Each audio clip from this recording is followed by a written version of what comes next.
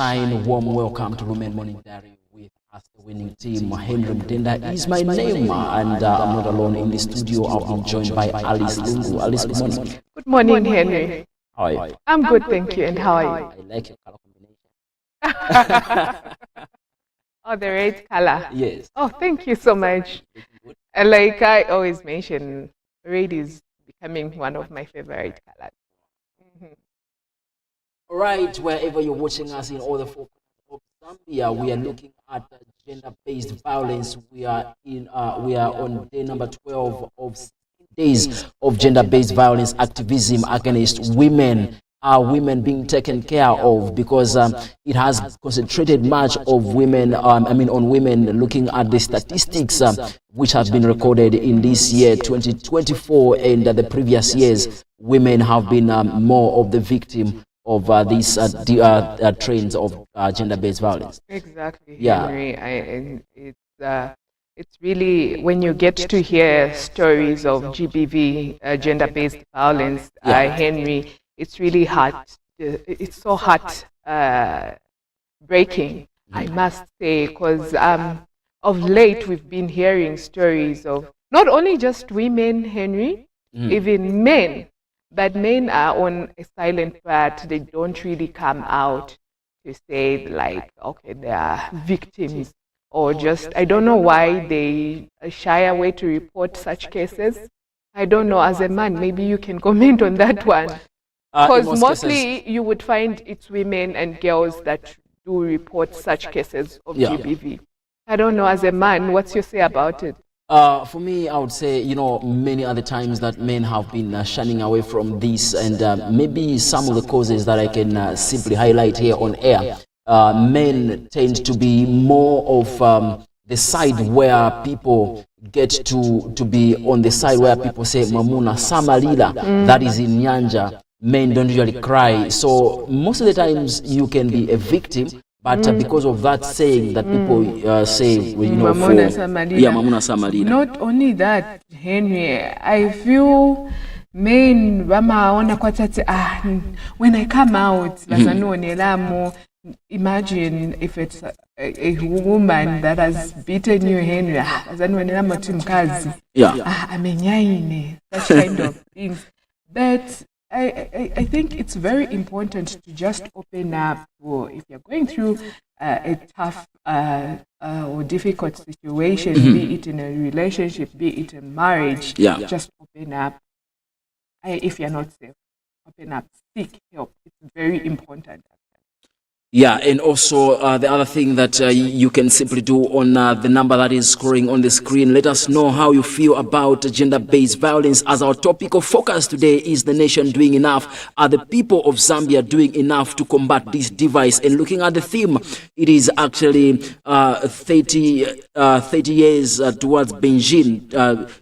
These are the times that we should come together as one to combat this trend of gender-based violence. And what is it that you've done on an individual level, and are the cases of gender-based violence being reported to the police? Yeah. And I love this year's theme, Henry. The theme for 2024 gender-based violence campaign is every 10 minutes a woman is killed. No excuse. Unite to end violence against women. Yeah. And also the other thing that we can also talk about here is that these things of gender-based violence, we are looking at both parties, men and women out there. If you are a victim of gender-based violence, as Alison talked about, every 10 minutes, after 10 minutes, a woman is killed elsewhere. And this is a worry that we should also come together to combat this same vice. Alice, the other thing that came in my mind, I took time to watch some of the programs, especially which were being conducted when the gender-based violence 16 days was launched. That was on the 25th of November. And that was actually interesting. It gave a clear picture of what gender-based violence was all about, especially from the Mulungushi International Conference Center and different parts of the country. People came together, and that was actually the World Day of gender-based violence. Yes. It's something like the campaign, which is a 16 days campaign, Henry, which starts from the 27th of November to the 10th of December.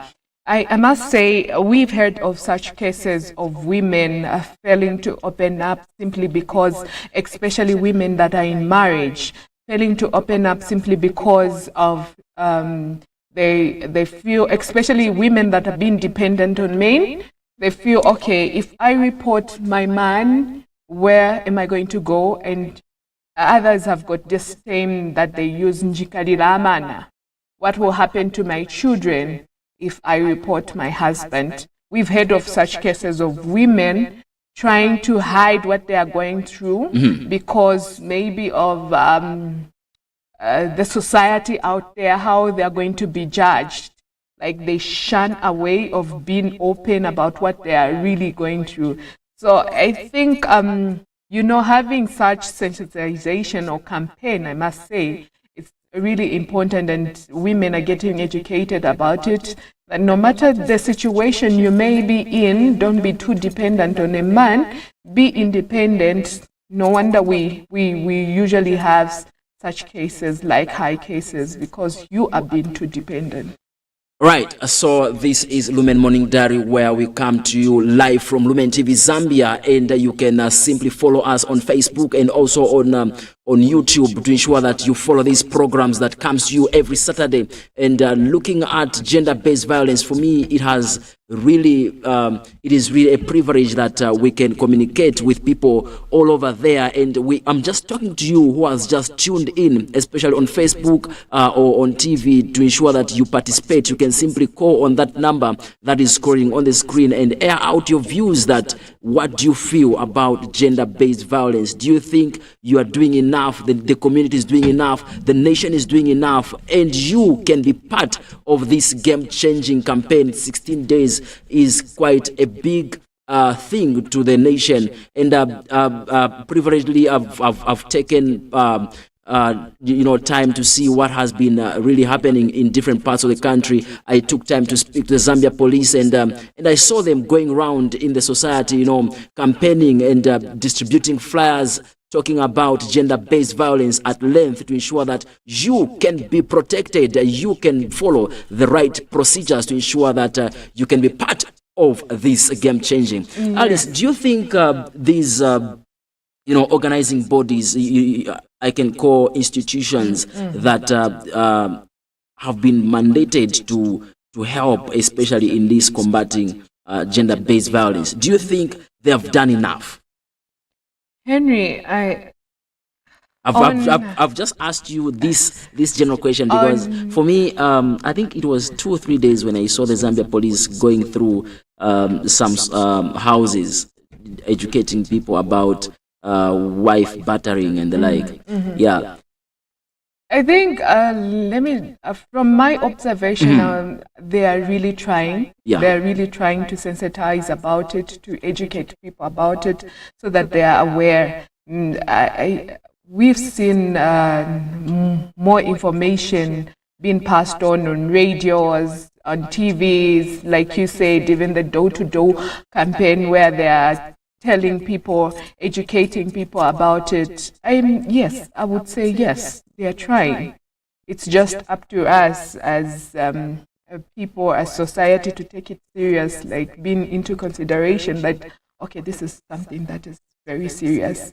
I don't have to, when I see a neighbor passing through a situation, I don't have to wait for the police to take action. Let me take action as well. Let me report this case. And they're doing enough. All right.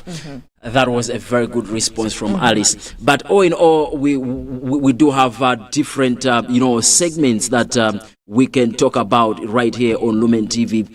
For now, we'll go on a short break. Up next, we'll look at what's trending and the newspaper pick.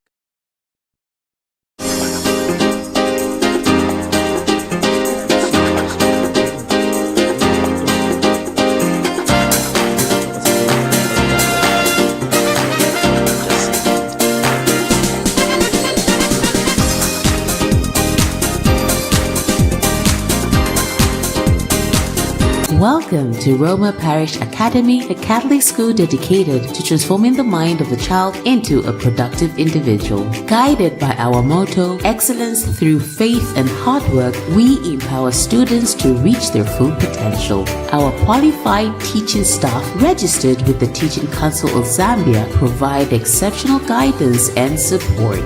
In an excellent environment conducive for learning, your child will discover their passions and talents. And with affordable fees and flexible payment plan, quality education is within reach. At Roma Parish Academy, we nurture minds, transform lives, and shape the future. Join our community today. Contact us on 0761 583 648 or 0776 104 332.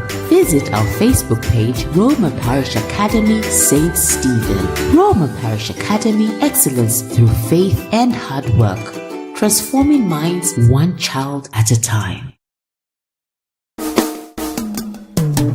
Wabumbira omuntu wamubika pesonde, wapanga nakasuwa wakabika mulwerere. Chacha makayobe mwana makayobe mweo makayobe chakupapa tukunkule kuli chakapanga tukunkule kuliwe kadebebe safyamanika kawengerewe mulokwe chakupapa tukunkule kuli chakapanga tukunkule kuliwe kadebebe safyamanika kawengerewe mulokwe chakupapa wabumbira omulu nawo wakutamba wapanga babemba wababika pesonde tata makayobe mwana makayobe weo makayobe chakupapa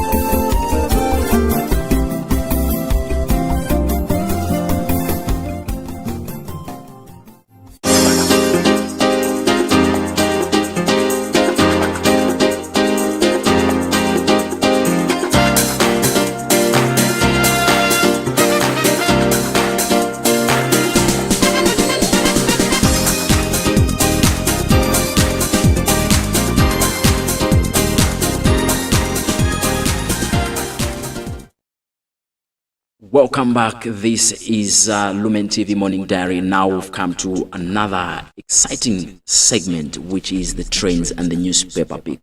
And you can also participate. Let us know what's trending in your area and what has really trended during the week. You can simply text whatsoever trends in your area to the number that is scrolling on your screen, and you can also send us some videos, some pictures of the trends out there, so that we can at least get to know what has trended in your area.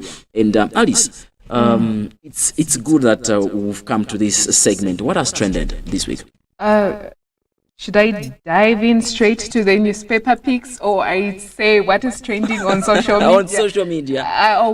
Henry, you know, it's really heartbreaking knowing that we are talking about GBV. We're talking about gender-based violence, and I came across a sad story on social media of a 6-year-old girl that was raped and murdered in Kafue, Zambia compound.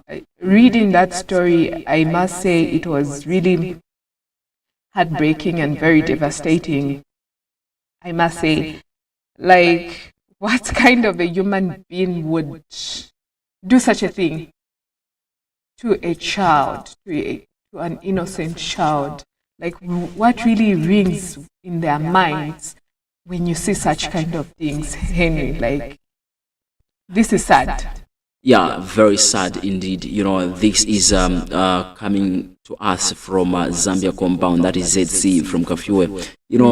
This is very sad to the people of Kafue and outside Kafue. It has really touched us for us to talk about this story. 6-year-old. This is a young girl, and in the first place, why raping her and killing her? Terminating her life. And this is a sad reading from the social media.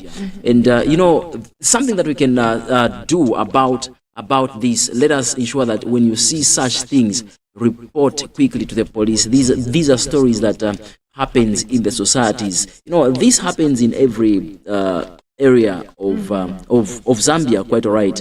Some of the stories are not just being reported. Yes. Yeah, yes, it's sad, the family. Yes. So, Henry, we can straight dive into the newspaper picks. All right, I'll start with the mass newspaper where I'll talk about crisis is looming. Zambia can't afford to wait for worst case scenario before implementing solutions. Yeah. So this story, you can find it on page number 2 of the mass newspaper. Okay. And the headline in the Daily Mail Zambia, it says over 86,000 teachers risk not getting back to class. Over 86,000 registered practicing teachers, licensed tutors risk not getting back to class next year because their practicing certificates will be expiring in just over 3 weeks. This is according to Teaching Council of Zambia's records obtained by Zambia Daily Mail. Let's ensure that we renew our licenses. UPND Alliance partners won't compete on 2026 parliamentary candidate Hamudu. Then there is ZESCO returns to 7-hour power supply. ZESCO Limited has reversed to 7-hour power supply schedules for residential clients following the competition of maintenance working on the Zambia. Good news from ZESCO. Bitterness will not help anybody. Narumango, these are the top stories that you can find on the mass newspapers today, which is the 7th of December 2024. We risk becoming pounds in hands of recycled politicians. That is Singoi. We are still talking about the GBV, and here reading such a story, Henry, I've come across another story of a girl 13 pregnant after being defiled by uncle. Police on the Copper Belt have arrested a 44-year-old man of Mpongwe and an 18-year-old man of Luansha on suspicion of defiling a niece 13 and stepsister 12 respectively in separate incidents. Sad there, and these are the stories that we can still do something as families. Let me just take a look at the back page, which is sports. The Kitwe Derby again. This is the story that comes from the back page of the mass newspaper. Zambia finishes 7th at African Challenge Women Golf. Golf is something that can still do better than it has done. 7th at African Challenge, we can still do better in this sport. Yes, for these and many stories, Henry, we can also hear them from our dear viewers. They can also interact with us. You can tell us what is happening around your communities. We want to hear from you. We want to interact with you. You can simply contact the numbers that are scrolling on the screen. Munga Kamenaise, Mchitundu Chinshonse. We are here to interact as Lumen Morning Diary. For now, we go on a break. We'll be right back. Don't change the channel. 1 2 1 2 mic testing 1 2.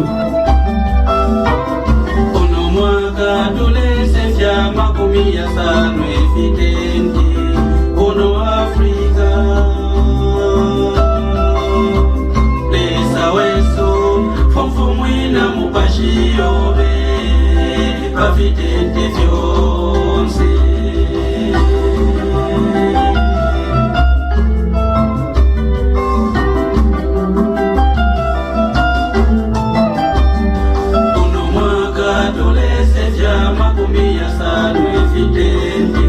I am Father Mwansa Andrew from the Archdiocese of Kasama.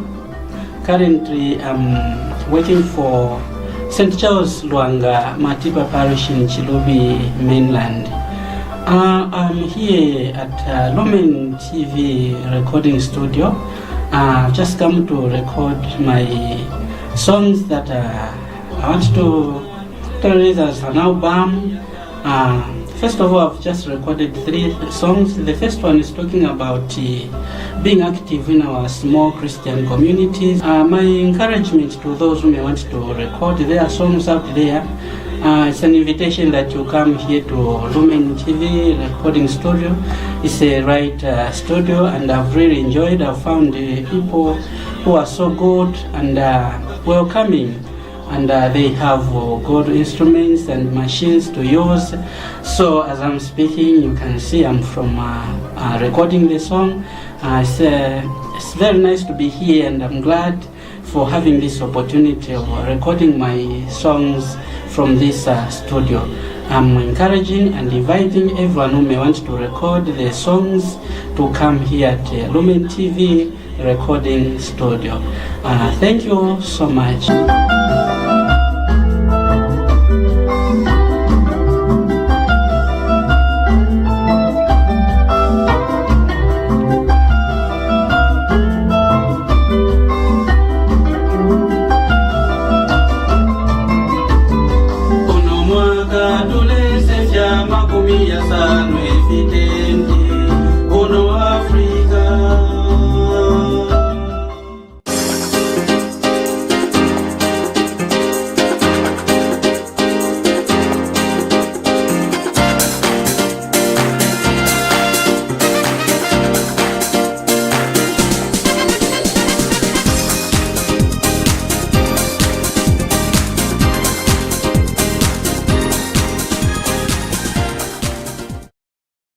Welcome back. In case you're just joining us, you're watching Lumen Morning Diary. Right about now, we've just been joined by Constable Praxida Mutale, who is going to help us talk about the theme that we have today, the topic rather that we have today, which is gender-based violence. Praxida, good morning. Good morning, Alice. How are you? I'm fine, thank you. Good to have you on Lumen Morning Diary. I'm happy to be here. I'm happy to join in this. Yes, we are in the campaign of launching, rather the campaign of activism against GBV, which is gender-based violence. We want to find out, you being an officer, you really have, I'm sure, a lot of information. You first cases of gender-based violence. We want to find out, firstly, what is gender-based violence and how does it affect individuals and communities? So basically, gender-based violence, Alice, is violence that is directed at an individual because of their gender. Mm-hmm. And it affects individuals and communities by individuals, it leaves them psychologically affected, emotionally affected, physically affected also. And communities at large, they lose out on individuals, they lose out on a lot of things, and it leaves communities in fear because of the things that are happening because of GBV. Right. What are the different forms of GBV? Physical, sexual, emotional, psychological. What are the different forms? Okay, so basically we've got 5. I hear you've mentioned 4, but we have 5 forms of GBV. We have emotional GBV, we have physical GBV, we have sexual GBV, we have psychological GBV, and we have economical GBV. Okay. Yeah. Okay. So, When you say, I've never really heard, I'm sure even the people would want to know, when you say economical GBV, maybe just try to highlight on that one, because it's really my first time hearing it. And I'm sure maybe there are viewers out there who would want to learn as well. all right, okay. So when we talk about economical GBV, we talk of cases where we have, it's broad also. So Okay. we talk of issues where we have children who are not financially taken care of. We've got so many children out there who are being neglected by the parents. These parents are not doing their part financially to take care of these children, taking them to school and all those other things. And then we've got cases where beneficiaries are being deprived. So we've got cases where somebody dies, leaves an estate or anything that they leave, and the people that are supposed to share this do not do that. They keep those things for themselves. And we also have instances where we have homes where husbands are denying their women employment or further education. They feel women should not be out there working, but they should be home taking care of the families, which is also another form of economical gender-based violence, because a woman also is entitled to those privileges. She needs to work, she needs to be empowered, and she needs to have things to support herself. Okay. Yeah. Okay. All right. Yeah, you have a question. No, Henry, you can go ahead. I don't want Raxina, to how does GBV intersect with other social issues such as poverty, racism, and disability? Okay, so when it comes to GBV, the 3 forms the 3 social groups that you have mentioned, being people living in poverty, racism, and disabilities.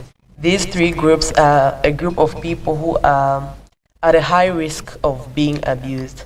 When we talk of women, because now we are prioritizing women in Yes. this gender-based gender activism, 16 days. So when we talk of women and girls who are living in poverty, these are the ones that are easily manipulated, easily sexually exploited. They're being used labor. They're paid very minimal amounts, and they're doing so much work, but being paid very little. When we talk of racism, maybe we'll talk about marginalized ethnic groups. So like here, I would give a very good example of here where we are. We talk of people who are coming into our country, and we have those that do not even have proper papers to live in Zambia. When such people are being abused, it is rare that they will report because they feel they won't be helped because they're not properly registered or they're not citizens, and so people will easily take advantage of such people because they're not citizens, to say so. They're just a small group of people who are maybe looked down upon by the communities, and they feel looked down upon because of them being aliens in this country. Yeah, and disabilities also, maybe for them who have different issues also, they're also at risk because we've got barriers, let me say so, for people who've got disabilities to access certain places that will give them help. Okay. So we've got language barriers for those who are deaf and dumb, or those who cannot communicate, and those who are disabled in different ways. They're really those barriers that are there, and they're very vulnerable. In case you're just joining us, you are watching Lumen Morning Diary, and we are looking at gender-based violence. And to help us look at that, we have Constable Praxida Mutale. You can simply, for participation, you can simply contact the number that is scrolling on your screen. You can also text us via Facebook. Let's get to interact. What is your say about gender-based violence? Praxida, what strategies can communities implement to prevent gender-based violence? Okay. So when we talk of communities implementing strategies, we talk about the first thing, we have these 16 days of gender activism, where different communities are now going around, different NGOs, working with government institutions, going around creating awareness programs. That is one of the strategies that can be taken to reduce gender-based violence. And the other thing is we want more people joining, more people joining this by reporting cases of gender-based violence, whether it's happening to you or not. When you see a neighbor going through such kind of a thing, you can report on their behalf, because really when you're not affected, you're infected. I know we use that with HIV, but even in GBV, we've seen these things in our neighbors' houses. We've seen these things in our communities, but we keep quiet and wait for someone to maybe lose a life, then we go into say, no, I was seeing this woman being beaten, or I was seeing this child being beaten. But what are we doing as a community? We need to report such issues. All right. I just have this question that I have to ask. I can't ignore this question. Praxina, how can individuals support survivors of GBV? Okay, so individuals can support survivors by, one, listening to them, offering moral support, and if there's anywhere that they know also of a place where they can get help, they can refer them to those places, escort them even when coming to report these cases to the police station, because we also have places where we refer victims of GBV. We've got institutions like YWCA where we will refer our victims, and we've got also the Department of Social Welfare where we take girls. We remove them from houses where they're being abused, and we take them to social welfare so that they can be placed in a home of care. So the best that individuals can do is offer these victims support and just be there for them without stigmatizing them. My other question was, what role do men play in preventing the GBV? Alice, to answer you, I would say what men should do. What men should do, because we have very few men on board. But what I would say is we need more men to support GBV cases. We need more men to refrain actually from the normal patriarchal norms where we would have men feeling so masculine and them thinking they are above women. They should support the cause for gender equality. So we are fighting for gender equality in these 16 days of gender-based violence. So we are fighting for gender equality. So more men should be supporting us in this cause, and we need more men to be in the forefront of this. And we need more men also to support their families, to support all women out there, and we need more men activists. Yes. Yes, Henry, you've heard it. We need more men. I actually I've joined those men, those few men that are actually supporting these. Now we are on day number 12 of gender-based violence. Now we've covered 12 days. Do you think institutions have done enough? They are doing enough, because on a daily note, every day, we've got institutions going around, especially in places where we've got high cases of GBV. So they're on the ground doing door-to-door campaigns, making sure that no one is left out in these 16 days of gender activism. So they're doing enough. They're there on the ground, moving around door-to-door, ensuring that everyone gets this information, so that we have more women and more girls with the knowledge about GBV, so that when they're empowered, they'll be able to report and they'll be able to defend themselves, because they'll know that this is wrong. So I'm not supposed to tolerate this. Okay. Praxida, just your words about GBV to the viewers out there. Okay, so my word is please let us all come forth to support victims and let us report whenever we see these things going on, because if these things are not reported, they will continue going on. But with everyone being on board and with everyone supporting and reporting such cases, I assure you, we will have a gender-based violence-free community. Okay. Well, Praxida, it's been a pleasure having you on Lumen Morning Diary. Thank you for sharing this information about gender-based violence. Thank you for having me, Alice and Henry. Right, we've come to the end of this segment. I'm sure you've learned one or two things looking at our topic of focus, gender-based violence, and especially we're looking at 16 days of gender-based violence activism against women. Are women safe in those homes? Is a girl child safe in that home? And I'm sure you've heard for yourself. This was a Praxina Mutale, who talked about gender-based violence at length, looking at different institutions that came on board, and she's representing the Zambia Police Service from Kabata Police Station. And for now, we'll go on a short break. Stay tuned. Thank you.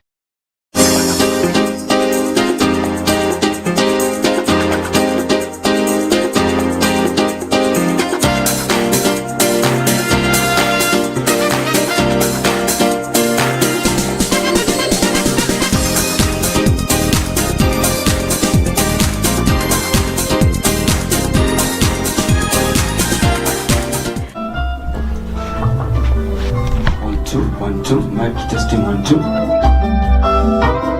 Uno mwaka tulese vya makumi ya sanu ifitendi uno Afrika lesa weso fomfu mwina mupashiyobe pafitende vyonse.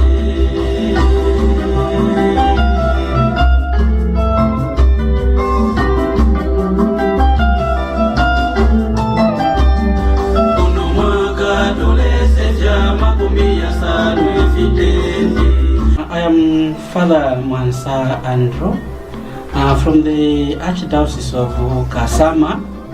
Currently, I'm working for St. Charles Luanga Matipa Parish in Chilobi mainland.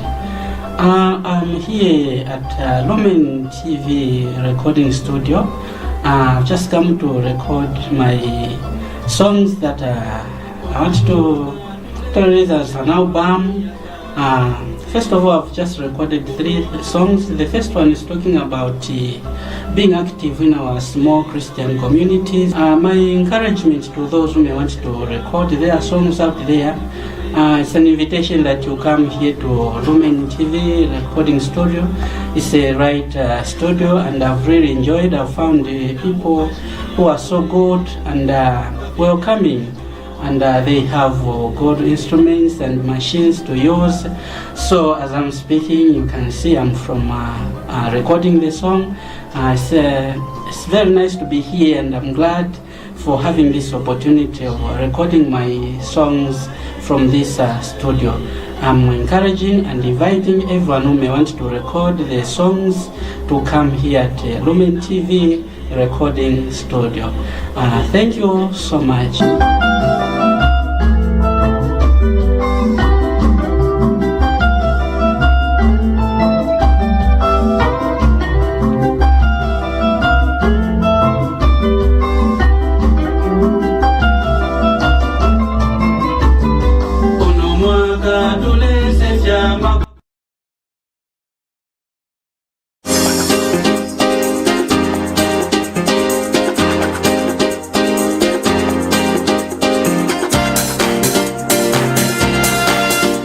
Welcome to Roma Parish Academy, a Catholic school dedicated to transforming the mind of the child into a productive individual. Guided by our motto, excellence through faith and hard work, we empower students to reach their full potential. Our qualified teaching staff, registered with the Teaching Council of Zambia, provide exceptional guidance and support.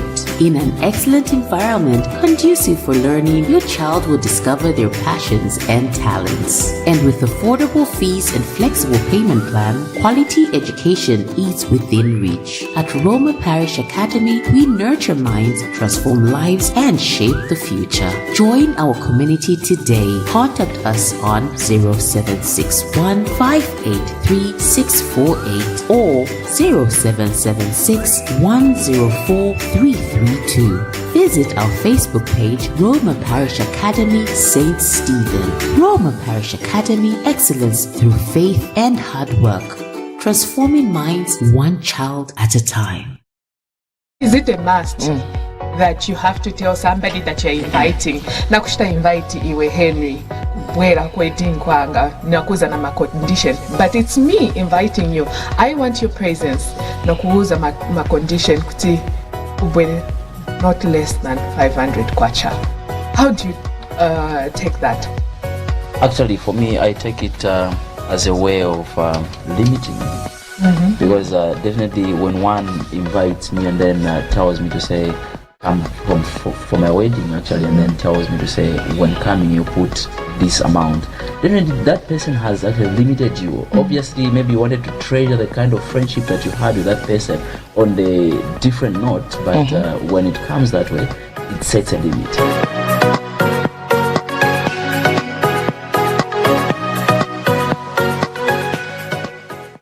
Welcome to Roma Parish Academy, a Catholic school dedicated to transforming the mind of the child into a productive individual. Guided by our motto, excellence through faith and hard work, we empower students to reach their full potential. Our qualified teaching staff registered with the Teaching Council of Zambia provide exceptional guidance and support.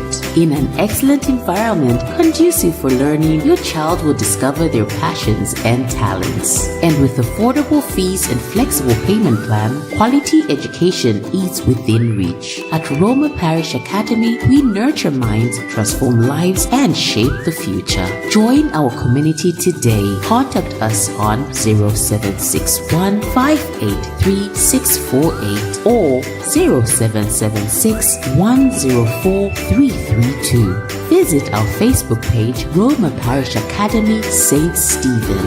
Roma Parish Academy, excellence through faith and hard work. Transforming minds one child at a time.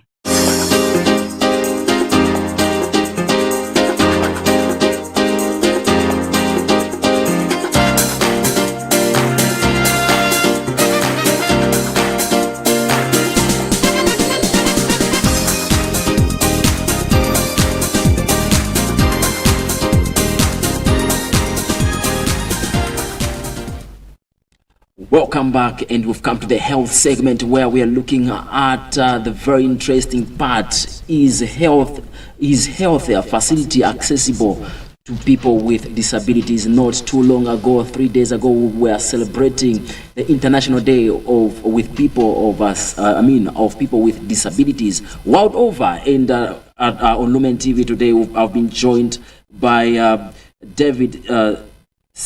David Chomwe, a student lawyer of the University of Lusaka, UNILAS, and also a project coordinator under the Youth United Nations Association at UNILAS. Welcome to the show.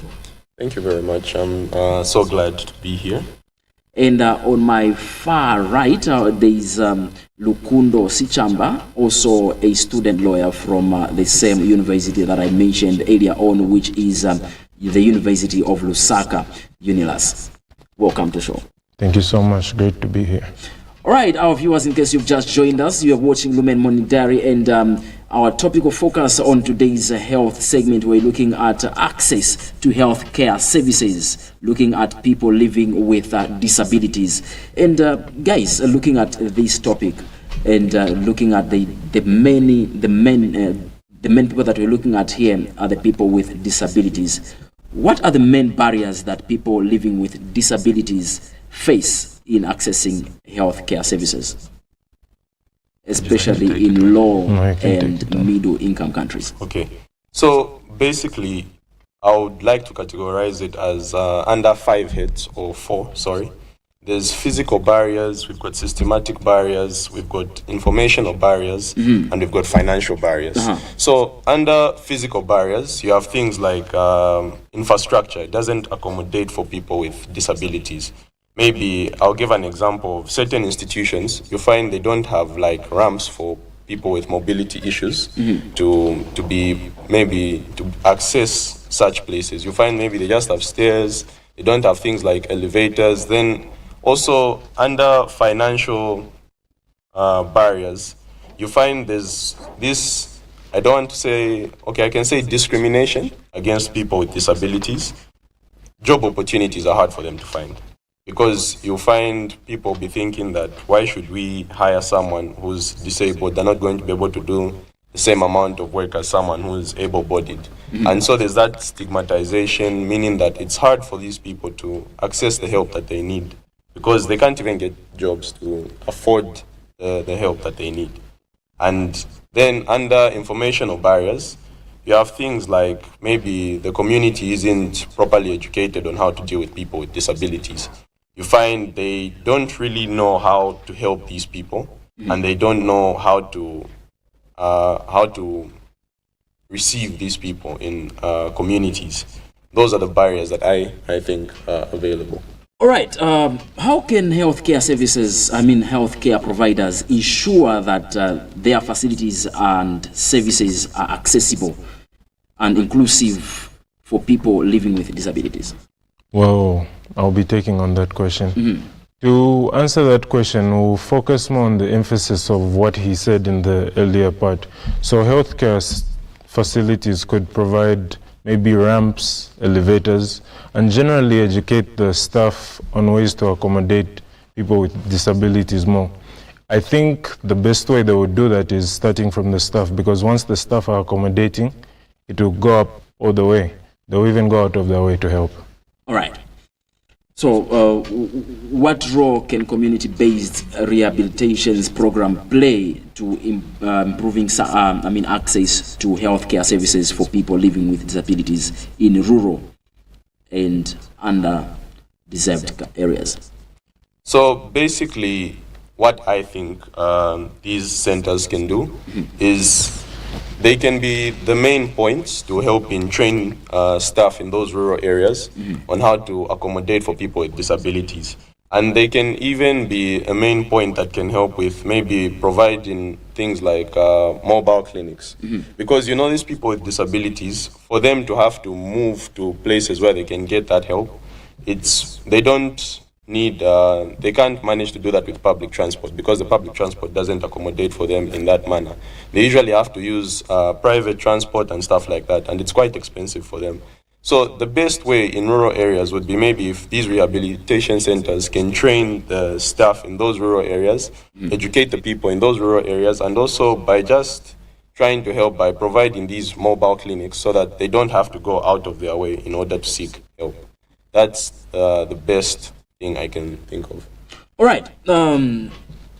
How can policymakers and government ensure that the healthcare needs of people who are living with disabilities are taken into account in national health care policy and plans?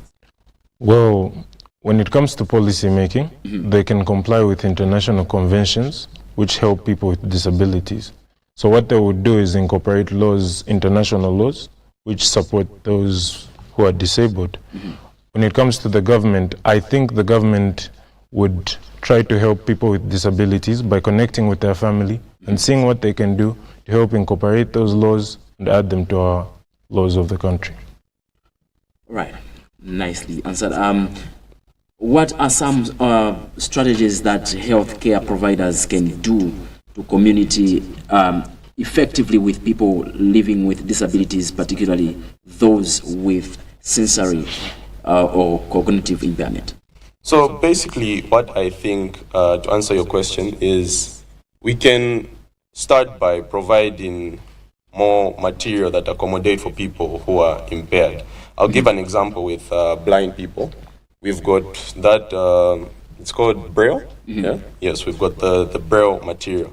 If we can accommodate for these people by providing more material that can help them with their imperaties, then I think it would be much easier for them to carry on with their day-to-day lives.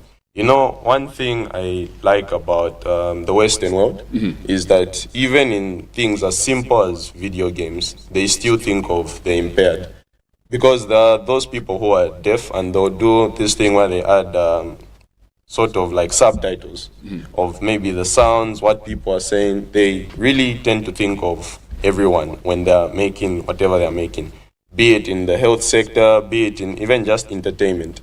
So I think the best way would be for us to accommodate for everyone by providing material that can help with these people who have disabilities. If we can just conduct some research, we see what disabilities people are facing and what material we can help provide. All right, just your last words to the people who are watching us all over Zambia. Your last words to the viewers. So my last words would be, people with disabilities are people who need our help. We can just be there to support them and be patient with them. An example with the cognitive disabilities, let's not be discriminative to people who have disabilities. Let's just be patient with them and we can make a change. All right, Lukundo, your last words? Well, to emphasize his point, the thing about discrimination is it affects everyone. It's easier to discriminate if it's someone far, but when it happens to someone local, you'll be affected and you see it's a bad thing. So let's all be accommodating and push against discrimination against the disabled. All right, that was interesting for the people who are disabled. We really love you and we care for you as Lumen Morning Diary. Coming to you live from Lumen TV Zambia, and with me it was nice to have you on the show. Thank you. Thank you. All right, this was David Chiwombwe, Chiwombo, Chiwombwe. Yes. All right, nicely pronounced. Yeah, David Chiwombwe, the project coordinator under the Youth United Nations Association from the UNILAS University. And also that was also interesting to have Lukundo Sichambwe, who have given us interesting information for the people who are disabled. For now, we'll go on a short break. Stay tuned. Is it a must that you have to tell somebody that you're inviting? Nakushita invite iwe Henry bwera kwedin kwanga nakuza na condition, but it's me inviting you. I want your presence nakuuza ma condition kuti ubwere not less than 500 kwacha. How do you take that? Actually, for me, I take it as a way of limiting me.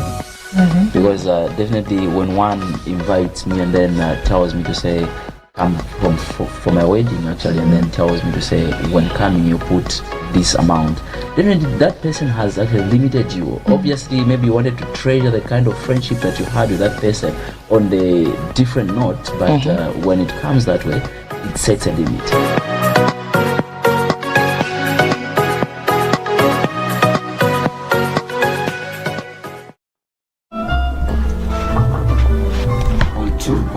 Mic testing 1 2.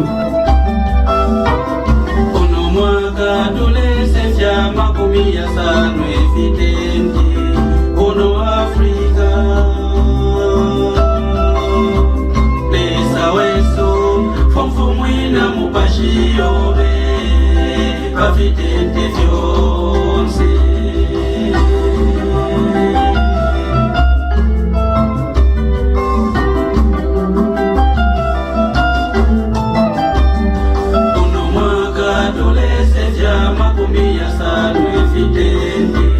I am Father Mwansa Andrew from the Archdiocese of Kasama.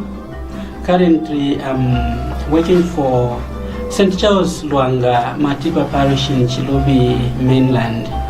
I'm here at Lumen TV recording studio. I've just come to record my songs that I want to release as an album. First of all, I've just recorded 3 songs. The first one is talking about being active in our small Christian communities. My encouragement to those who may want to record their songs out there, it's an invitation that you come here to Lumen TV recording studio. It's a right studio, and I've really enjoyed. I've found people who are so good and welcoming. And they have good instruments and machines to use. So as I'm speaking, you can see I'm from recording the song. It's very nice to be here, and I'm glad for having this opportunity of recording my songs from this studio. I'm encouraging and inviting everyone who may want to record their songs to come here at Lumen TV recording studio. Thank you so much.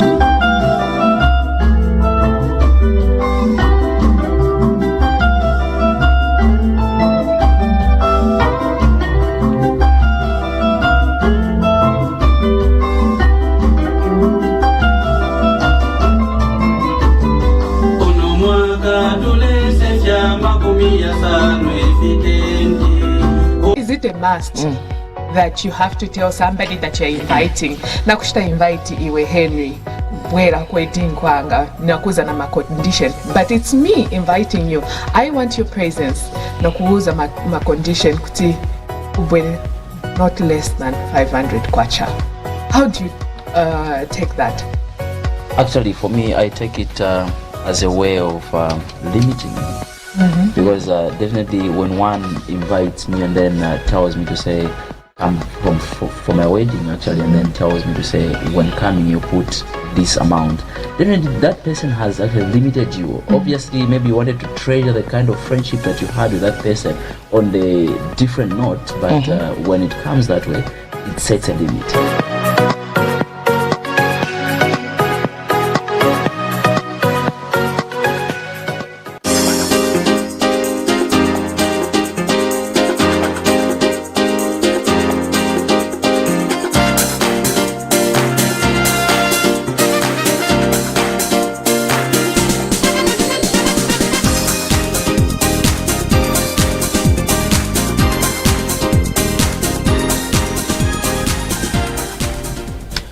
Welcome back. We've been joined by Agatha Banda on another episode, segment where we're looking at people with disabilities, connecting it to our health segment that we had a few minutes ago. And right up now, as I said, Madam Agatha Banda, the Director, Rehabilitation and Research for Zambia Agency for Persons with Disabilities. Good morning, Madam. Good morning, and thank you. All right, looking at the big day that you had a few days ago, which was the 3rd of December, this was the International Day of Persons with Disabilities, observed annually. This was on the 3rd of December, highlights the rights, well-being and inclusion of people with disabilities. The day that promotes awareness. Looking at this day, Madam, and in line with the theme, maybe for someone who is just watching this program for the first time, what was your theme? Okay, thank you very much. This year's theme for the International Day of Persons with Disabilities was amplifying the leadership of persons with disabilities for an inclusive and sustainable future. All right, so in line with the theme, do you think this theme is helping you? And how is it helping you? Okay, so the theme, I think, came at the right time, looking at the work that we've been doing as a PID in collaboration with our partners, in collaboration with the persons with disabilities. It stands out because it amplifies what needs to be done, and that is to recognize the potential, to recognize what persons with disabilities can contribute to society and to the national development agenda of this nation at various levels, whether it be at community, district, provincial, or national level. All right, so do you think people with disabilities in terms of work, okay, are they given equal opportunities to, compared to people who are able? Okay. When we compare the rights to employment for persons with disabilities, I think as a nation we still have some milestones to achieve or to look into. I say this because we still have a society that looks at the disability before they see the person. So even when a person with disability applies for a position, immediately they walk into the interview room, already there is a biasness. Immediately one sees that this is a person with disability. Things change. We stop looking at the qualifications of that individual and start looking at the disability. So even when it comes to them accessing employment, it's still a challenge in Zambia. It's still a very big challenge. All right. So promoting inclusion and accessibility. Do you think advocating for accessible public space and transportation and education, looking at the people with disabilities, looking at access to the public space, transportation and education, employment, looking at those things that I've talked about, do you think people with disabilities are able to access transportation so easily? Okay. So when we're talking about accessibility, it cuts across the different issues. We're talking about the physical environment. We're talking about the services that are being provided to the public. We're talking about the information, communication. We are also talking about the products that are out there. So when we look at all these things and ask ourselves, can a person with disability easily access these things? The answer is no, because we have a number of barriers that are placed before the person with disability. And these barriers, they can be in the physical space. For example, the infrastructure that is there. Is it accessible for a person with disability to actually access the service that is being provided behind that physical space? Then when we look, you brought in the aspect of transportation again. Yes.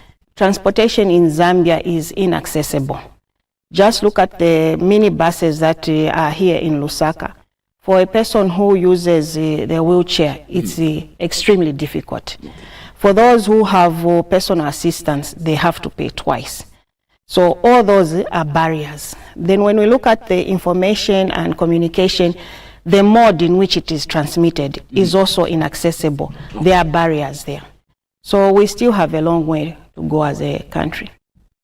All right. So what about technological innovations? Okay.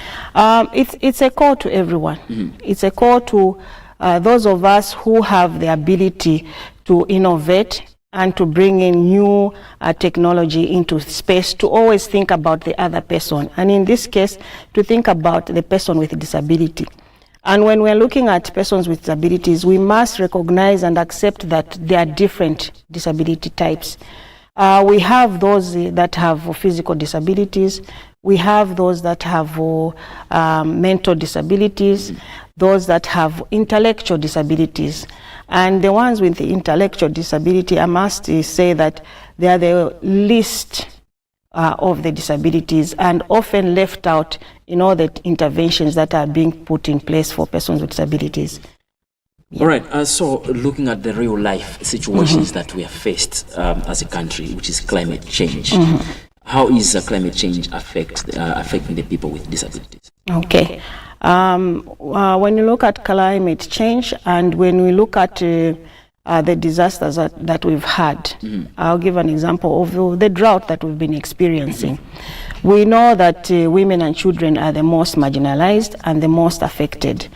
But when we bring in the aspect of persons with disabilities, it is made worse. So we're talking about that woman with a disability, that child with a disability that is affected worse than any other person. When it comes to even the issues of the interventions that are being provided, for those to cushion those that are affected by the drought, we'll still see that most of the persons with disabilities have not really accessed those services. We do acknowledge that the government, through the Ministry of Community Development and Social Services, have an emergency response to the drought, and we acknowledge that some persons with disabilities have been able to access that, but it's still a fraction of the total population. Okay. So looking at the people with disabilities, we've talked about education, we've talked about transport, we've talked about climate change. Now, in terms of the economic empowerment, do you think the able leaders are doing enough to provide for the people with disabilities or the well-wishers? Okay. When it comes to empowerment, yes, there have been some strides that have been made to introduce empowerment programs. Specifically, talk about the Constituency Development Fund and the Citizens Economic Empowerment Commission, the fund that they have. CEC has an allocation of 5% towards persons with disabilities, but we know that that 5% is not being accessed by persons with disabilities, and it's because of a number of challenges, the barriers that I've talked to. How is the information disseminated about the empowerment programs? Is it accessible to all persons with disabilities, those that are visually impaired, those that have hearing impairments, the deaf? Can they access this information the same way that you and I are able to access that information? When we look at CDF, we acknowledge, yes, that government through CDF has been able to empower its citizens, including persons with disabilities. But as an agency, we still feel that more can be done. Representation at CDF committees, for example, is one way. We need to have persons with disabilities sitting in those committees and also having a stake at the resources that are being allocated to the constituency. The ward development committees, do we have persons with disabilities sitting there? If not, we need to ensure that their voice is also on that seat and they are able to partake of the resources. Right. So looking at the people with disabilities, my last question is the health and rehabilitation. This is an emphasis where we talk about, we just had the health segment and based on the people with disabilities. Do you think we have people with disabilities easily access healthcare services? Okay. The answer again will be a no. The answer will be a no because of the barriers. Okay, we need to remove the barriers. Okay, we have health facilities out there. Okay, and they are there. But the question is it accessible for the person with disabilities? Can they easily walk into a health facility and access those services? We have barriers in terms of the language. The frontline staff that are providing those services, are they, for example, able to interact with a person who is deaf in sign language? The issue of confidentiality. A person with disability who's HIV positive, okay, they want to access that service. There's the counseling procedures that go on.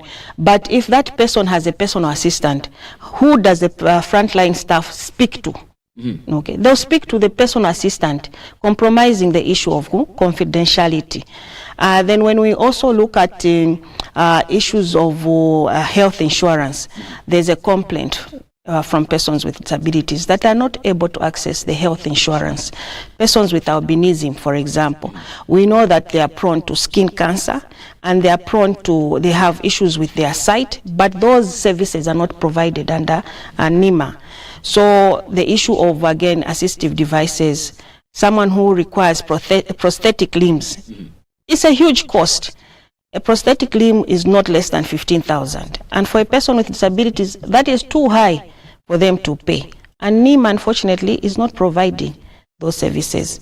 So in terms of accessibility to health facilities and health services, I would still say we still have work to do. All right, your last words to the viewers who are watching us all over Zambia. Okay. My last point would be it's a call to everyone, to every Zambian, to recognize that persons with disabilities are persons before we see that disability. And we need to recognize the strengths that they have and the capacity that they are able to bring to the table. And to the persons with disabilities, I would like to encourage them to formally get organized through the organizations of persons with disabilities, the OPDs. Let's all get registered as persons with disabilities with ZAPID. If we're not able to register, let's see the nearest social welfare office to facilitate that process so that they are also able to access the different services that are being provided by government and other stakeholders. All right. Just from your last words, I think I can generate one more question. Okay. Is your office easily accessible, and what are the procedures for Okay. people who are watching us for the first time? Okay. So ZAPID is a government agency. We are the ones mandated to, among other things, register persons with disabilities. And the registration takes place through ZAPID. We have forms that can be accessed from our different offices, which are covered in all the 10 provinces and 11 districts. Where we are not present, like I have said, we fall under the Ministry of Community Development and Social Services. So persons with disabilities can still go to a social welfare office and request that they would like to be registered through ZAPID, and that process will be facilitated. How much does it take? In terms of time? In terms of, There's no cost attached. There's no cost. There's no cost. It's free. It's free. It's free. All right, that was the Zambia Agency for Persons with Disabilities, and it has been Agatha Banda, Director, Rehabilitation and Research. Thank you so much for coming. Thank you. All right. For now, we'll go on a short break. Stay tuned. Is it a must that you have to tell somebody that you're inviting? Nakushita invite iwe Henry, wera kweting kwanga, nakuza na condition. But it's me inviting you. I want your presence. Nakuza ma condition kuti ubwe not less than 500 kwacha. How do you take that?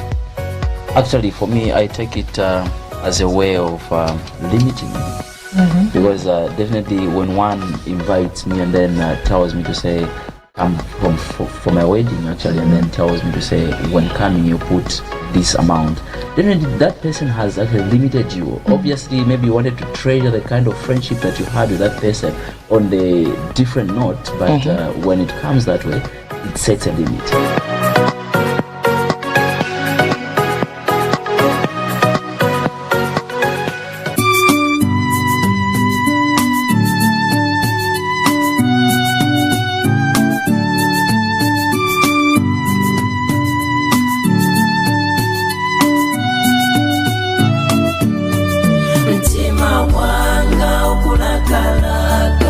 Kukala pafupi ndinu wera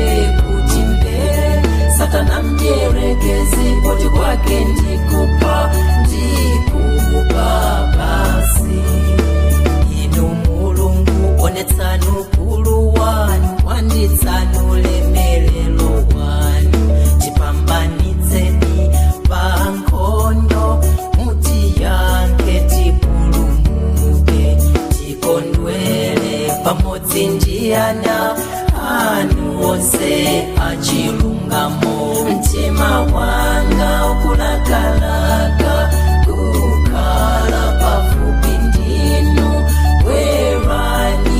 Kwerani kudzandiyeretsa.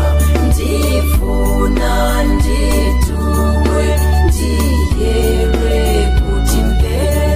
Satana mdierekezi poti kwake ndikupa basi. Ninotopedwa musawope ndimayesero asatana. Angabweretse mdima kuwala kuliponi Yesuyo. Ngachulupiro mwa iye zose ndito zidzakuyenderwa. Mtima wanga ukulakalaka kukhala pafupi ndinu. Kwerani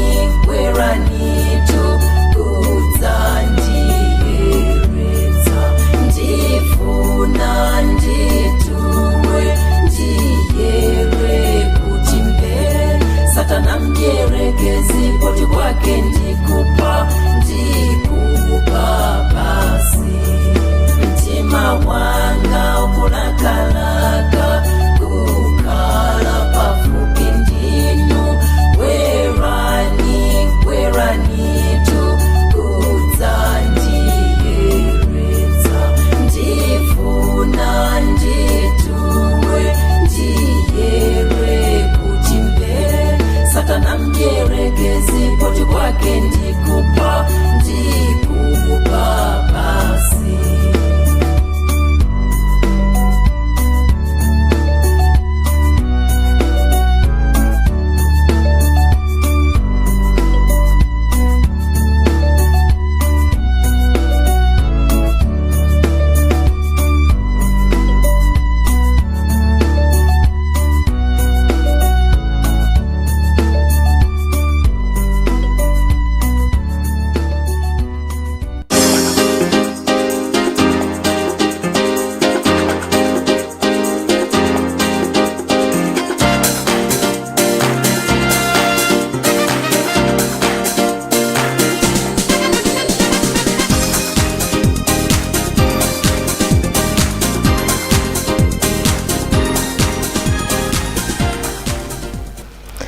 It has been an awesome journey of Lumen Morning Diary. We had different kinds of segment and we got a lot of information pertaining gender-based violence and people living with disability.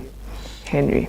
We've covered it in one show, talking about December, November, inclusive. We have 16 days of gender-based violence activism against women, and we also commemorated the International Day of people with disabilities that fall on the 3rd of December. That was a very important day for them, and just guess what?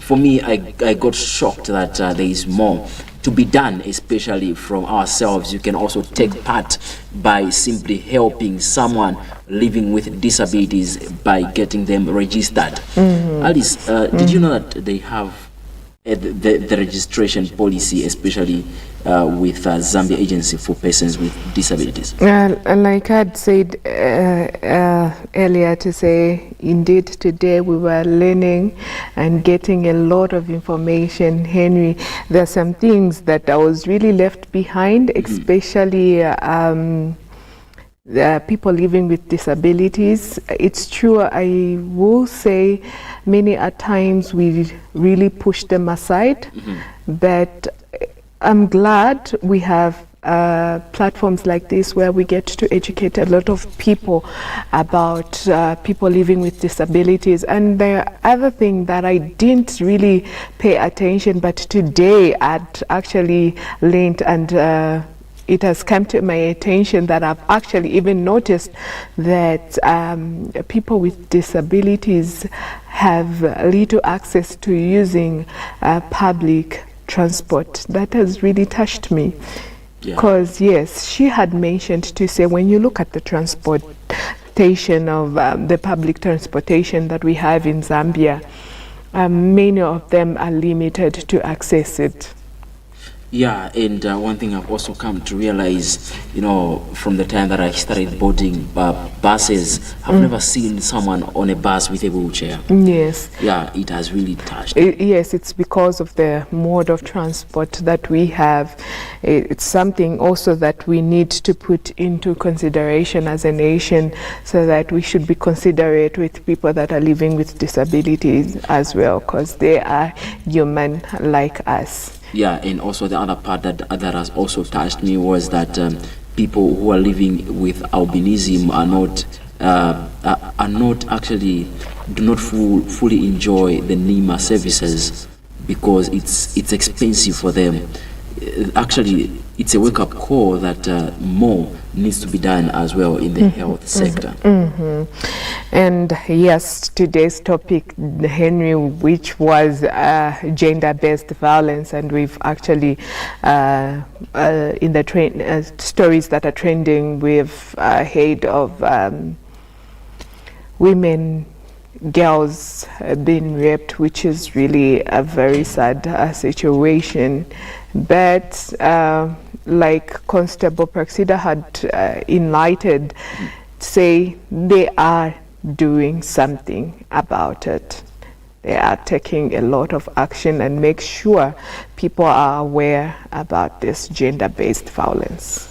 Yeah, and not the other thing that I can also talk about in sports, Alice, the golf tournament, Zambia came out 7th position in the African competition, which was a good thing as well. Yes, considering we have a lot of countries in Africa, and Zambia being seventh, I would say a huge congratulations to them. Thank you for putting Zambia on the map. All right, we come to the end of the show. This is Lumen Morning Diary with us, the winning team, and with me, Henry Mdenda and Alice Lungu. Before you say bye-bye, before you say bye-bye, Henry, thank you so much. It's just an emphasis to our viewers that you can kindly participate on the Lumen Morning Diary by simply calling or texting us. And remember, our show is open for sponsorship. If you have a Kantemba, you have a business that you would love Lumen TV to advertise for you, don't hesitate to come through. We want to hear from you. We want to interact from you. And remember, Lumen TV is on channel 101 Top Star, and you can also follow us on our Facebook page, which is Lumen TV. And don't forget to subscribe to our YouTube channel. Right, I almost rushed to say my bye-byes before Alice talked about that information. Thank you so much for staying glued. For now, we come to the end of the show. Join us next week on Saturday, same time, same place. Bye-bye.